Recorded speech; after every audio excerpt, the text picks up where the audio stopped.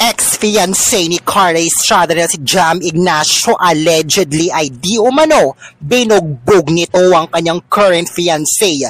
Yan ang pasabog na pinakawalan ni Jilly Au ngayong araw nang ibahagi niya ang kanyang mga larawan na kuha ngayon. Makikitang halos hindi na ito makilala dahil nagtamo ito ng matinding bugbog sa kanyang mukha. Makikitang napuruhan ito sa mata, sa ilong na duguan at maging ang bibig nito ay duguan rin.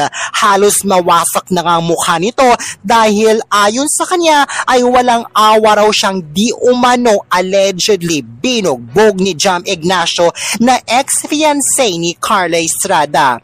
Base pa sa social media postings ni Jilly Au, naganap ito ngayong araw kanina.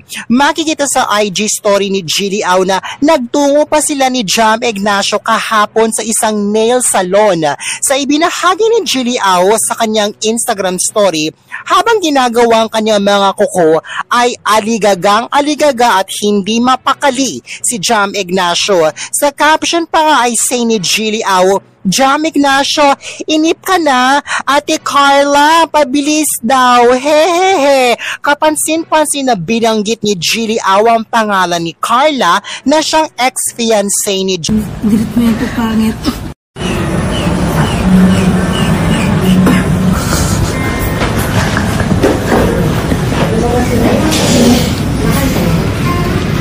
Backstory lang, matatandaan na nito lamang nakarang buwan ay kinall out din ni Jilly Au si Carla Estrada sa kanyang IG post kung saan say niya, "Carla Estrada, nananahimik ako, wag mo idamay work ko.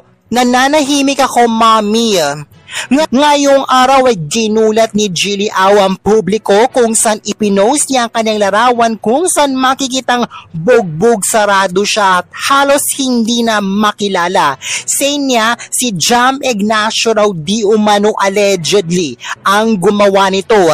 Caption pa nga niya, "Tayo na mo, Jam Ignacio, magkita tayo sa kulungan." Kasunod nito ay nagtungo na siya sa emergency room ng isang hospital para magpagamot.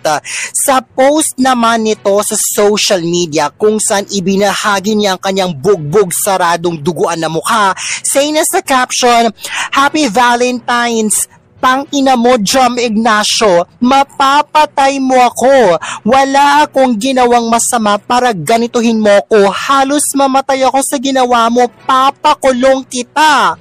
Nag-post din ang kapatid ni Jilly Au sa social media kung saan idinitalye nito ang naganap na insidente. Say ng kapatid ni Jilly Au, "Bigla na lang pinagsasapak, binugbog habang pauwi ate ko. Walang kalaban-laban sa loob ng nakalak na sasakyan. Una sa lahat, kung ano man ginawa ng ate ko, wala ka ni anong karapatang dampian ng kamay yung ate ko. Ang kapal naman ng mukha mo, Jam Ignacio," capital letters. "Ni hindi makahingi ng tulong ate ko dahil kinuha mo yung cellphone. Buti na lang hindi nabasa yung RFID sa toll at nakasigaw yung ate ko pagbaba ng bintana at nakahingi ng tulong sa teller sa toll gate. Ngayon, tinakbuhan mo yung mga pulis. Wala kang awa, demonyo ka. Mapapatay mo ate ko." Update po kay ate, magpapamedical na kami ngayon and magre-report na sa pulis. Say pa ng kaibigan ni Jilly Au na si Joma Mirano Ballesteros, "Kapal ng mukha mo. Ni hindi namin pahawakan or padampian yan sa lahat ng gigs namin dati. Tapos gaganuin mo lang, bakla ka ba?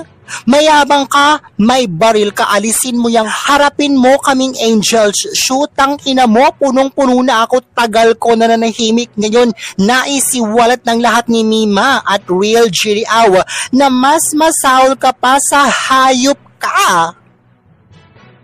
Kaugnay nito, wala pang inilalabas na pahayag si Jam Ignacio.